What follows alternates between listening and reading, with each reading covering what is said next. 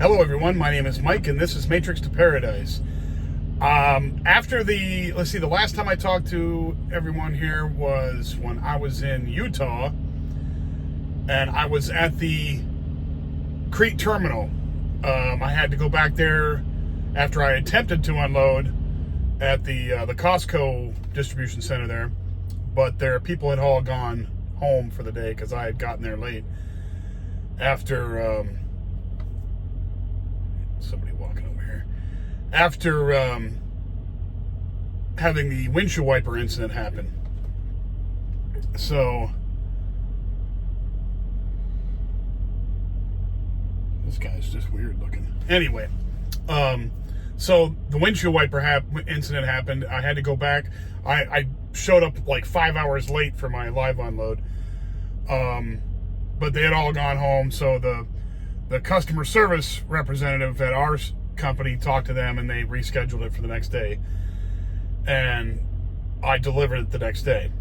I got to keep that trailer for the empty. I took that to a place called Ardent Mills, which is a wheat, I think it's wheat grains. It's like a grain company, and I have gotten loads there before. I took a load there from there and went to a bread company called, I think it's Dave's Bread.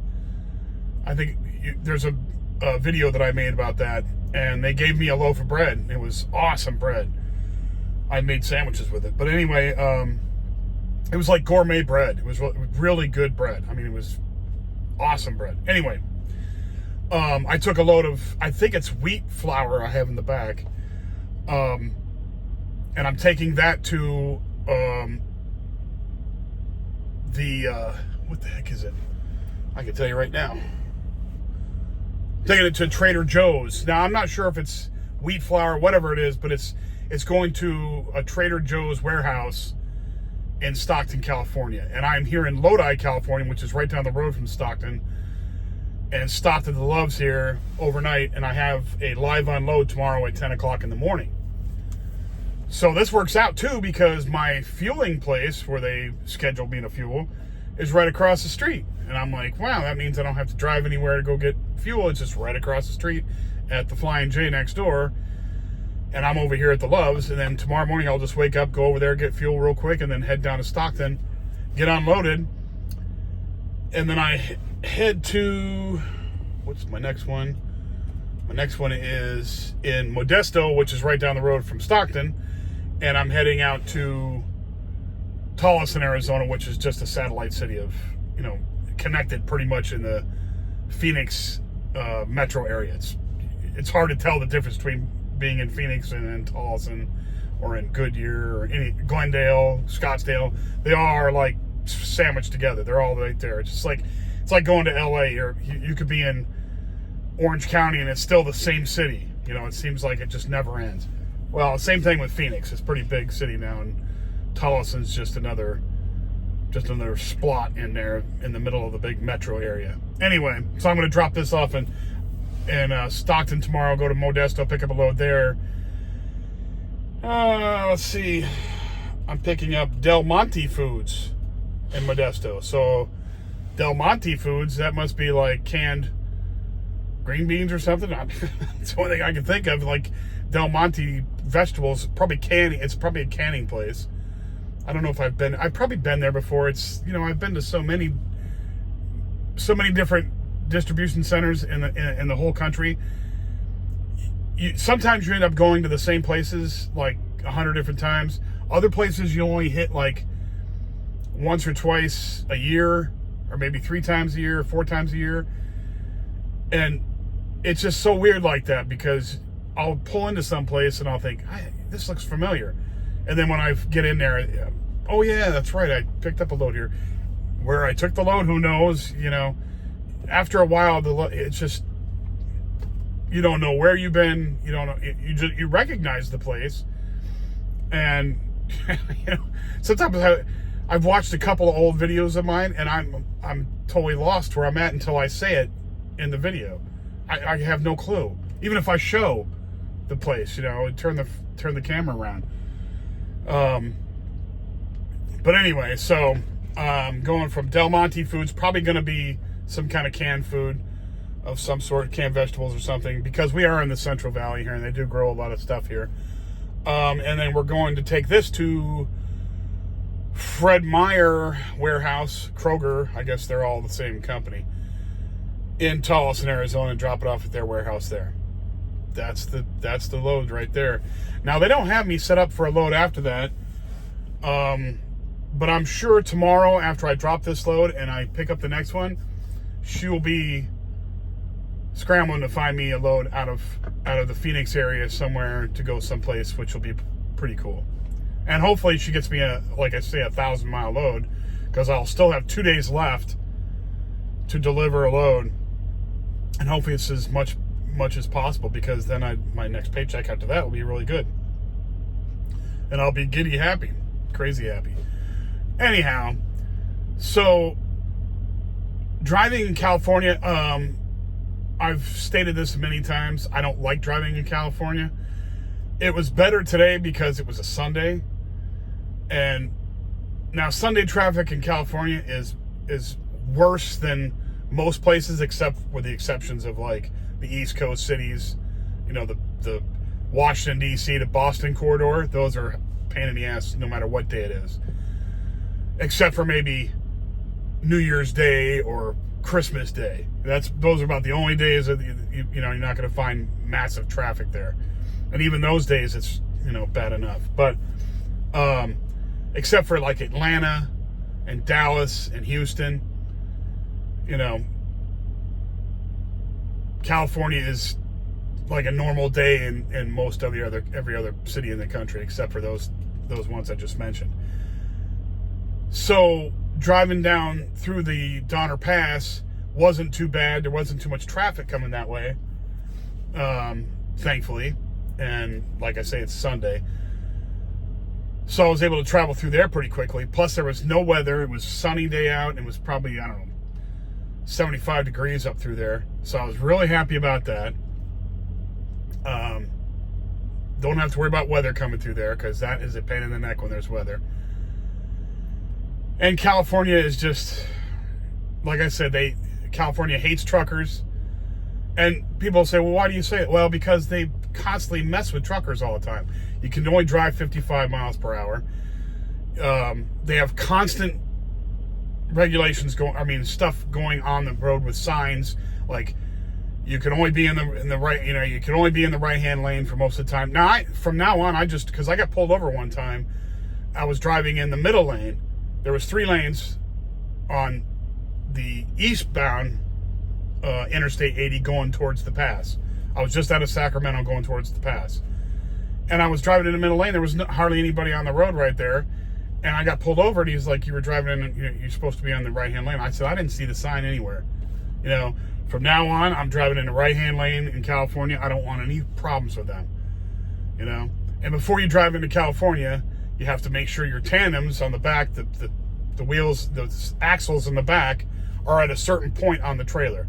Because you can move the trailer tires back and forth to adjust the weight distribution in the back, and with the tire, where it sits on the tires on the back of the tractor. So you can adjust that to make sure that there's equal amount, on either side, and it doesn't go over, because you can only have 34,000 pounds on the drive tires, which is on the tractor, and you can only have 34,000 on the max on the trailer tires. So you can usually adjust them. As long as you're not over 80,000 pounds total, you can usually adjust those to get them so that they're not over 34 either way.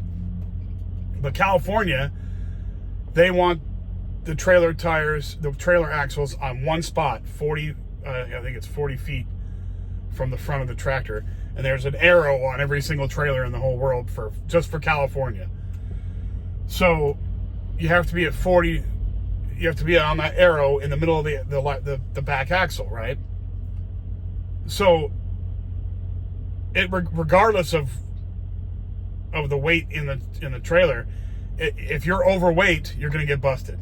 If your trailer axles are not exactly where California wants them when you're driving in California, you'll get busted. So you have to make sure before you even leave wherever you're at and go to California, you have to make sure that the axles are in the right spot no matter what. And then you have to go away and make sure that the weight isn't too much, because if it is, you're screwed. And then you got to go back and have them rework it at the shipper. And that's a big, huge waste of time and pain in the ass and all that. So thankfully, when I moved the trailer, because most places you pick up a trailer, they slide the axles, they make you slide the axles all the way to the back on your empties, so that they can, when they pull it up and they load it in the warehouse, they can drive forklifts on the back of the trailers. I mean, on the back of the trailer, and it doesn't like go down so far that they can't get back out again. So they want you to have the tandems to the back. So a lot of them do. Some of the new places now, the new build distribution centers, they have a thing back there that holds the trailer up when you back into it. It slides, it's already out there. It holds it up so that you don't even have to move the axles, on the trailer. But it just so happened this place that I picked up from is an old grain mill place, and when they load trailers up, the axles are slid all the way to the back. So I had to move the axles to where California likes them, then go down to the truck stop and run it through the scales at the truck stop, the cat scales, and make sure that everything was evened out. So it does, with the axles in the California position, I couldn't move the axles to make it better. It has to be perfect it has to work out in the California position, which it did. Thank God. I have no BS, no having to go back to the shipper to get it messed with, have them take weight off or any of that kind of garbage. So thankfully that all worked out, and I'm here now in California. So hopefully tomorrow I will be in Arizona, across the border. Hopefully. As long as it doesn't take too long to get this live unloaded, and it doesn't take too long to get my load picked up in Modesto, the next place I'm going to pick up my new load going to Taos in Arizona.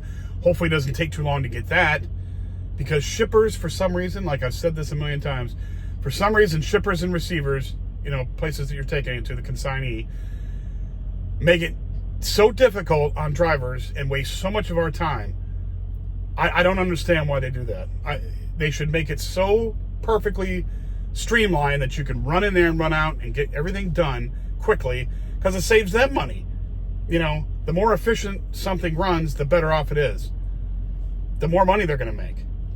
Making us waste time only costs them money. So, I don't know.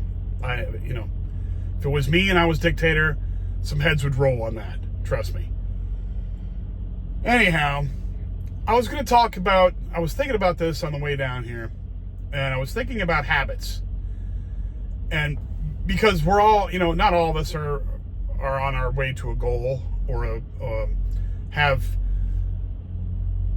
something they're trying to achieve at the time. Some people are just, in their whatever phase of life. They're just going with the flow, not trying to achieve anything, not trying to, they're just, either they're stale out, they're stale and they're just overworked, or they don't care, or you've got a goal and you're working towards it. So I've done a lot of reading and a lot of listening to audible books. I've told you this before. And there's a lot of practices by people that work. People who are successful. People who are successful have things that they do that helps make them successful. It's not all, There's two things, pretty much. Discipline is one. Obviously, you have to be disciplined. You have to stick, have that stick-to-itiveness to get something done, to follow it through, not to give up after, because things aren't going your way at the time. You don't just give up. You keep going. But the other one is habits. Getting yourself into a habit. And I've found for myself, I'm a flawed human being just like anybody else, obviously. I have goals, and I have a big, huge one that I've got going on right now. But I found that when I'm in and like, I don't mean to interrupt myself with this, but I mean, you have to be honest with yourself about your pluses and minuses. You have to be honest. You have to sit down with yourself and say, all right, where do I screw up when I do things? Where are my faults? You have to admit your faults. You have to. Because everybody has proclivities to do certain things. Not everybody is perfect in everything, So you're going to have proclivities. You're going to have just natural tendencies to do stupid crap sometimes, or talk yourself out of it, or let temptation take over. That's why, like, if you're trying to stay off drugs, you don't hang out with drug addicts. You don't hang out with people and places and things that you're right. But if you're trying to be successful, you want to hang out with successful people, type thing. If you can. But one of the things I've noticed about myself is that when I get into a routine, I am so much better. I'm so much better off. I am so much more able to discipline myself. And routine on the road is really easy because I'm working day to day. It might be a different place and I might be doing different things during that day, whether picking up or dropping off or doing whatever. But it still comes down to I'm driving most of the day. So I don't have time to do a lot of different things that could get myself into trouble, or, and I've just worked myself. Whenever I go into a Love's, I just pick the ones I'm going to stop at along the way. And it's only once or twice. Unless I really have to go to the bathroom, I don't like stopping, just for the sake of stopping. Or if it's, if I'm running out of time on my 8-hour drive clock. 8-hour break drive clock. If I'm running out of that, then I have to stop and take a break before I drive on. A half an hour. But I find that I can discipline myself for eating and for driving and for making the times I need to make by having myself into a pattern, like just a mode of operation, basically. To be into a routine that takes me the same kind of way every single day. And I'm able to discipline myself. So, one big thing I'm trying to do is lose some weight before I go overseas. It's just healthier. I've got the time. I need to do it. So why not do it and discipline myself here while I'm doing it? Now, I can't do a whole lot of exercising because I'm tired every day, but I can restrict eating. And when you make a calorie deficit, you'll lose weight. I can always get back into shape, meaning work my muscles and do all that with weights, which I really love weightlifting. When I go overseas, I'll have all the time in the world to do that. And I'll show you. I'll be going to gyms while I'm over there. But I've noticed myself making progress. Now you can't see. It doesn't probably show up for you guys, but I know I'm showing I'm showing some progress. But it's only because I'm disciplining myself and I'm putting myself into a routine, and it's becoming a habit. Every single day, I just kind of do the same thing. It's in different places. It's not always the same exact times and all that, but it's working out. It's disciplining me. And I'm unless I have a drill instructor there ready to pounce on me, you got to discipline yourself. And so that's kind of like what I'm doing right now. Now, I have a vision when I go overseas of how things are going to operate. Now, it's up to me to discipline myself, whether I'm here driving a truck or overseas, being retired and doing a video blog, to discipline myself, to make sure I follow routine over there too, to make sure I do the things that I need to do to make myself successful. And it's just, if I keep it in my mind, if I keep talking about it to you guys, it kind of makes me accountable to more than just myself. I can't sneak away and do things. I have to look at myself and say, you can't sit here and talk about crap like that if you're not going to follow it. So there you go. So this is kind of like a therapy for me to discipline myself like I was when I was in the military. Now, when I was in the military, it was easier because you had, like I said, the Marine Corps and its higher-ups that were in charge of me who kept me on my toes. It was easy. They told you to be there in formation, you were not late. They told you to do this, you did it. There was no messing around. I'll just put it that way. There was no way that you were going to weasel out of something. There's no way that you're going to say that I'll do it next week. None of that. Zero of that. So it was really easy to discipline yourself there. Now, when you get out of the Marine Corps, then there's nobody telling you. Sorry, I got an itch in my nose.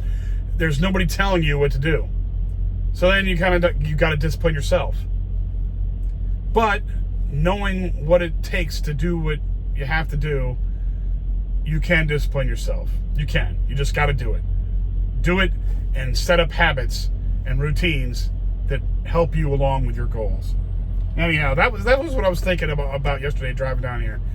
I mean, today driving down here, and I thought, well, you know what? I'll talk about that today, about how habits and routines are helping me out.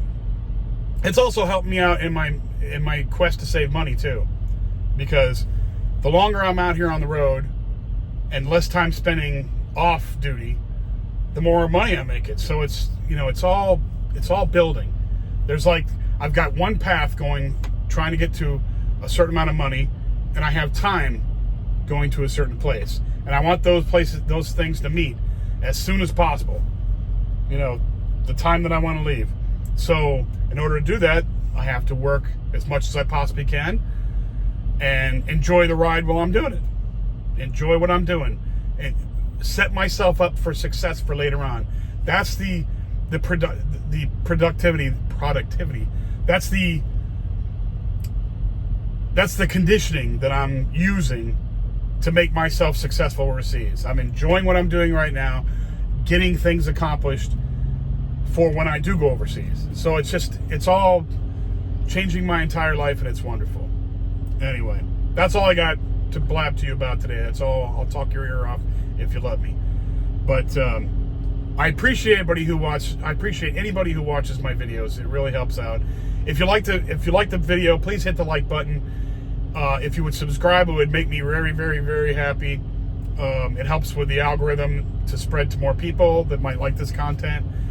I'm not the only guy in town talking from a truck, or talking about moving overseas, or talking about slow traveling overseas. I'm not the only guy, but I hope that, through this whole thing with my progression from the Matrix to my paradise, I hope that's inspiring to some people. Anybody, I would hope. Anyway, thank you guys for watching. I will see you again tomorrow, hopefully from Arizona. Be safe, and I will talk to you then. Bye now.